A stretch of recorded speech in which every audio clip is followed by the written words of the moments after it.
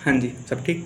तो आज हम जानेंगे कि सुप्रीम कोर्ट में जो जजेस हैं उनका अपॉइंटमेंट किस सिस्टम के थ्रू होता है। तो जिस सिस्टम के थ्रू सुप्रीम कोर्ट के जजेस का अपॉइंटमेंट होता है उस सिस्टम को कहते हैं कॉलेजियम सिस्टम।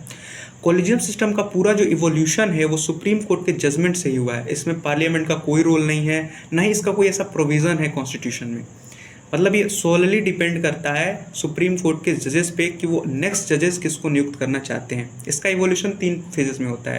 पहला 1981 में, जिसको फर्स्ट जजेस केस कहते हैं, जिसमें एग्जीक्यूटिव को थोड़ी सी पावर दी जाती है कि अगर आपके पास कोई वैलिड रीज़न है तो आप हमारे अपॉइंटमेंट को रोक सकते हैं।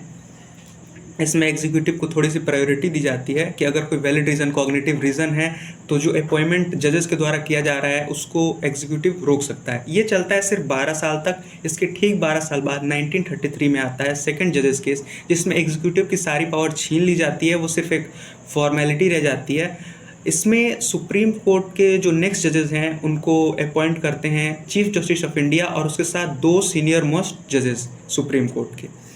फिर 1998 में थर्ड जजेस केस आता है, जिसमें यह डिसीजन लिया जाता है, सुप्रीम कोर्ट इसको एक्सपेंड कर देता है कि अब चीफ जस्टिस ऑफ इंडिया के साथ साथ 4 और जजेस जो सुप्रीम कोर्ट के नए जजेस का अपॉइंटमेंट करेंगे, यानी इसको 5 मेंबर्स बॉडी बना दिया जाता है। तो अब जान लेते हैं कि इसका क्रिटिसिज्म क्या है। क्रिटिसिज्म से पहले ये जान लेते हैं कि इसके पक्ष में क्या तर्क दिए जाते हैं। पक्ष में ये तर्क दिए जाते हैं कि एक स्वतंत्र व्यवस्था है जिसको किसी के दबाव में निर्णय नहीं लेना पड़ता है।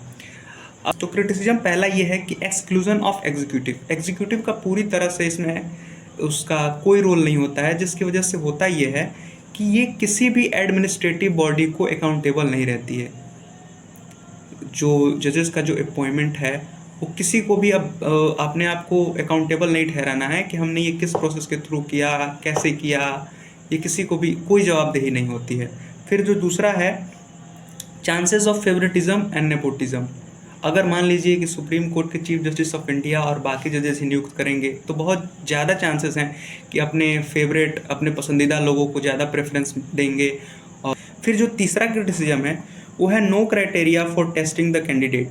कोई टेस्टिंग नहीं होती है, कोई ऐसा प्रक्रिया नहीं है जिससे जो कैंडिडेट्स हैं उनकी टेस्टिंग हो सके। सीधा सीधा सुप्रीम कोर्ट के जो जजेस हैं वो उठते हैं और नेम रिकमेंड कर देते हैं और उनमें से किसी एक को सेलेक्ट कर लिया जाता है। चौथा क्रिटिसिज्म है non transparency of judicial system. कोई पारदर्शिता नहीं है कि ऐसे किस प्रोसेस के थ्रू आपने क्या गुण देख के इस व्यक्ति को इस जगह पे बैठा रहे हैं, इसका कोई पारदर्शिता नहीं है। हो सकता है कि जैसे कि करप्शन के भी चांसेस हैं कि कोई किसी को पैसे दे के फिर बोल दे कि हमारा नाम रिकमेंड कर दीजिए, तो यहाँ पे पारदर्शिता भंग होती है। फिर चौथा क्रिटिसिज्म है close door mechanism, no official secretariat involve. ना ही केंद्र सरकार का कोई अधिकारी, ना ही कोई ऐसा इंडिपेंडेंट इंस्टीट्यूशन, कहीं के भी कोई अधिकारी इसमें इन्वॉल्व नहीं होते। ये क्लोज डोर मैकेनिज्म है, यानी कि अंदर ही अंदर सारा काम हो जाता है।